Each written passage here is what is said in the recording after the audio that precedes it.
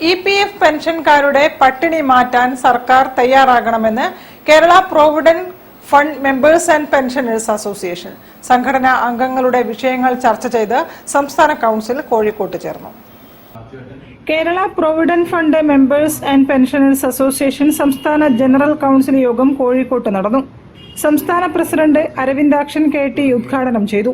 കേരള സംസ്ഥാനത്ത് പെൻഷൻ നിധിയിലേക്ക് യാതൊരു പൈസയും അടയ്ക്കാതെ 1600 രൂപ വാർദ്ധക്യകാല പെൻഷനായി നൽകുന്നുണ്ടെന്നും മറിച്ച് ജീവിതത്തിന്റെ നല്ല കാലം മുഴുവനും ജോലി ചെയ്ത് പിരിയുന്ന ബഹുഭൂരിപക്ഷം തൊഴിലാളികൾക്കും 1000 രൂപ മാത്രമാണ് പെൻഷൻ നൽകുന്നതെന്നും യോഗത്തിൽ അഭിപ്രായമുയർന്നു.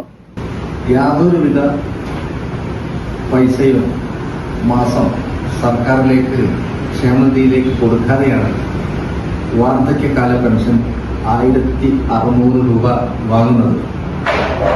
മറിച്ച് ജീവിതത്തിന്റെ നല്ല കാലം മുഴുവൻ ജോലി ചെയ്ത് 30-35 വർഷം ജോലി ചെയ്ത് പിരിയുമ്പോൾ കേവലം 1000 രൂപ മാത്രമാണ് കേന്ദ്ര സർക്കാർ EPF പെൻഷൻ നൽകുന്നത്.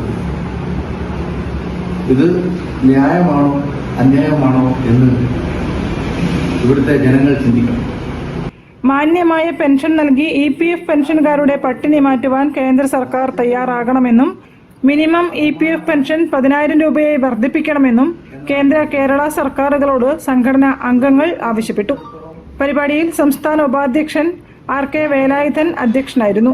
K Premkumar, E Balakrishnan, MP Mathew, P Haridasan, T Prakashini, P Abubakar എന്നിവരും സംസാരിച്ചു. News bureau, Kozhikode. ഇടവേളയ്ക്ക് ശേഷം തിരിച്ചെത്താം.